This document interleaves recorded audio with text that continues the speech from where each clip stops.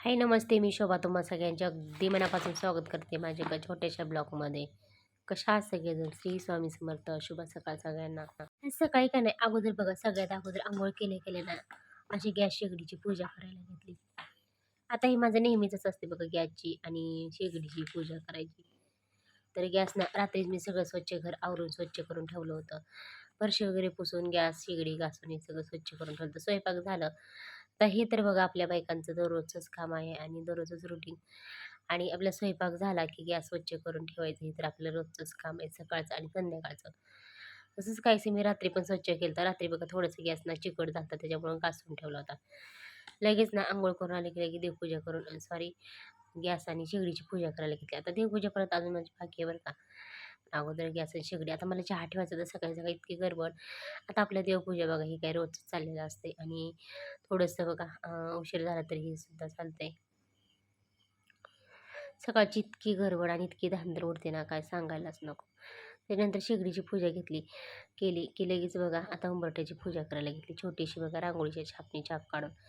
आता काय माझ्याकडे वेळ नव्हता ना, त्याच्यामुळं मी हळदीचे लेपं वगैरे काही केलं नाही. आपलं साधी सिंपल रांगोळी वगैरे काढून घेतली. त्याच्यानंतर बघा आता इकडं मी आता थोडंसं वारं सुटलं होतं का नाही सकाळी त्याच्यामुळं मी इकडं ना आपला दिवा पंचारती लावून साईडला ठेवलेली. आणि उंबरठ्याचं मी जे गेल्या वर्षी बघा दिवाळीमध्ये ना लक्ष्मीची पाऊल आणले होते, ते ना एक जर कुठं गेलं माहीत नाही, पण एक अजून राहिलेलं असतं, ते एक तसंच होतं आणि एक कुठं गेलं काय माहीत नाही. मग आता ते काय राहू शकत नाही म्हणून मी असंच उंबरठ्याची पूजा केली. तर उंबरठा काय नाही बरं का, असंच. त्याच्यानंतर बघा असं देवपूजा करून घेतली. आता गुलाबाचे त्या दिवशी जे झाड आणलं होतं ना, त्याचे खूप छान असं झालं. 2 गुलाब दिसत होते, ते लगेच कट करून घेतले. आणि सकाळी सकाळी आत्यांचं बघा, नेहमी मला आत्या सांगत असते. आणि सकाळी सकाळी उठलं की म्हणजे आता ज्यावेळेस बघा आपण लवकर उठतो ना, त्यावेळेस लवकर काम होतात. आत्या मला नेहमीच म्हणत असते, सकाळी ना लवकर उठत असते. आता देवपूजा वगैरे करून बाहेर येते तिकडे नाही, बाहेर तर बघा खूप छान असं वातावरण झालं होतं सकाळचं. आता बघा सकाळचे ना 8 पावणे 8 वाजले होते. तर खूप छान असं वातावरण झालं होतं. आता कधी कधी वातावरण बघा रिमझिम पाऊस येतोय, तर कधी कधी असं ऊन पडतंय. आणि आज ना आमच्याकडे भरपूर असं ऊन पडलं होतं सकाळचं बघा. अगदी छान असं वातावरण झालं होतं. आणि त्याच्यामध्ये गुरुवार असल्यामुळे पण ना मला सकाळी सकाळी देवपूजा कर आणि जरा प्रोत्साहन मिळालं. तर खूप छान वाटत होतं. हे बघा आंब्याचं झाड. आता थोडंसं बघा सगळी पानं ना गळायला लागली होती खाली. किती मुलं आहेत? सुखाची माझी दोन हरी जगाला भारी होते.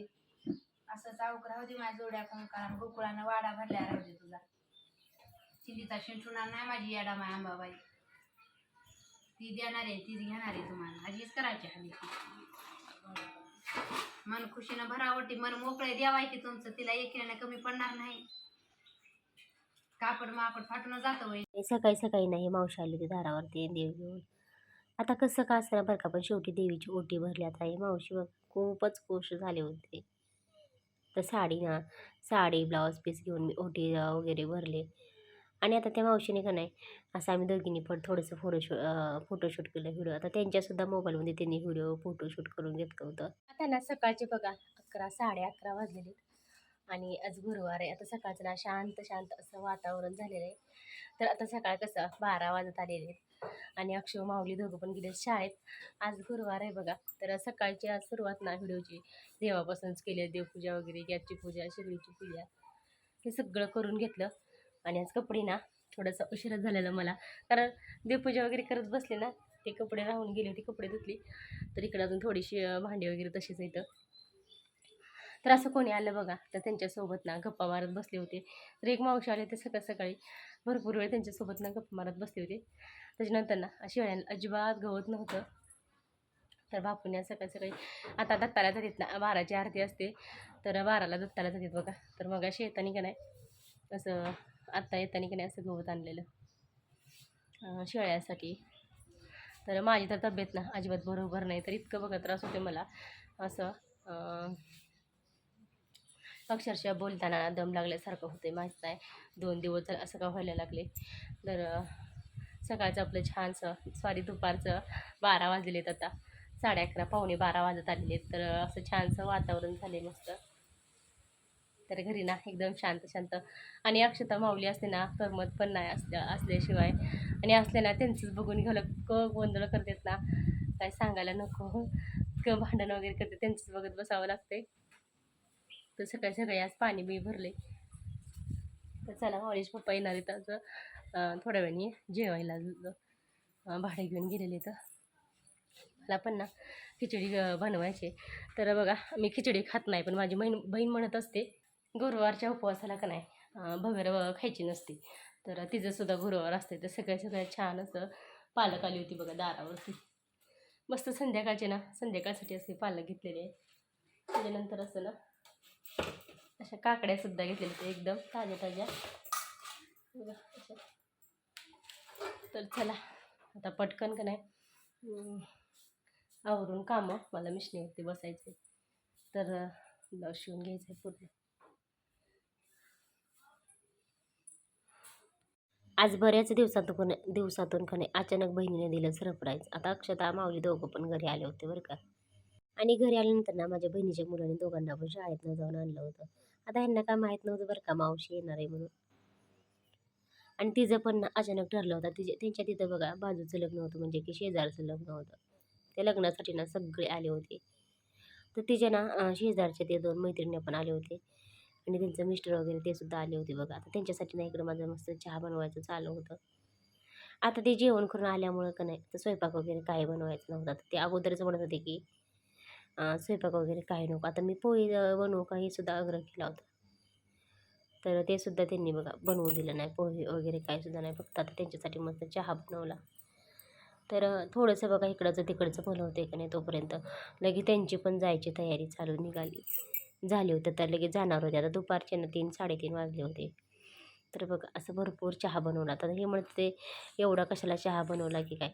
पण आता सगळ्यांसाठी ना मस्त चहा बनवला होता. तर आता जेवण नव्हतं, पोहे नाश्ता वगैरे काही बनवलं नव्हतं. म्हणलं तर आपलं चहा तरी बनवलं. तर हे बघा आत्यासुद्धा त्यांच्याबरोबरनं थोडेसे गप्पा मारत बसल्या होत्या. आणि ज्यावेळेस ते आलत्या ना त्यावेळेस आत्या आतमध्येच होत्या. आत्यांना एवढं माहीत पण नव्हतं. आत्यांना गाडीचा कशाचा आवाज आला ते बाहेर आले होते बघायला. मग काय गं चहा गप्पा गोष्टी वगैरे झालं. इकडचं तिकडचं थोडंसं बोलणं.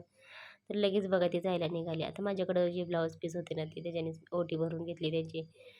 आता तसं बी बघा ते पहिल्यांदाच आले होते आपल्या घरी. आणि असं मला अजिबात माहीत नव्हतं की ते येणार आहेत म्हणून. आणि अचानकच त्यांनी ना सगळ्यांनी असं सरप्राईज दिलं होतं. आता माऊलीचे पप्पा पण घरी नव्हते. आणि मला पण काय करावं आणि काय हे पण कळत नव्हतं. कारण असं अचानक आलं ना काहीच करता येत नाही. तर आज माझ्याशी ना माझ्याबरोबर पण असंच काही झालं आहे. अचानकच आले होते पाहुणे. आता माऊलीचं पण चाललं होतं की आता शाळेत वगैरे जायचं. मग काय तर ते लगेच बघा आत्यांच्या वगैरे नमस्कार करून लगेच निघाले. तर बघा त्यांच्या दोन्ही पण गाड्या अशा निघाल्या होत्या. आता हे शूट असं का होतं हे मला काही समजेना झालं बरं का. तर बघू आता माऊलीच्या पप्पांकडून मी व्यवस्थित करून घेणार आहे संध्याकाळी. आणि तर गेले सगळे पाहुणे.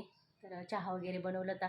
तर बघा जेवण वगैरे काय बनवू दिलं नाही. तर असं सगळा पसारा पडलेला आहे.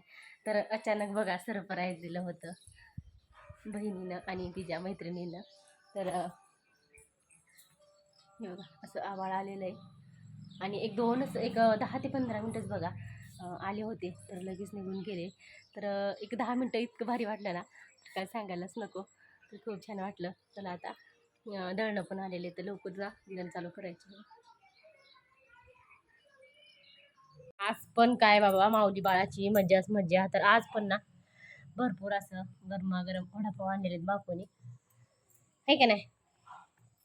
मस्त झाले तर हे बघा अशा मिरच्या. तर माझं ना आज उपवास आहे. तर अक्षताचं चालले अभ्यास करायचं. आणि माऊलीचं फक्त वडापाव खायचं झालं आहे का नाही. तर माझं ना इकडं मस्त मसाले भेंडीचा नियोजन चालू आहे. तर मला आता आज ना मस्त संध्याकाळच्या जेवणासाठी असं मस्त मसाले भेंडी बनवायची आहे. तर मी भेंडी बघा स्वच्छ धुवून करून एका फडक्यावरती असं ठेवून दिल्या होत्या.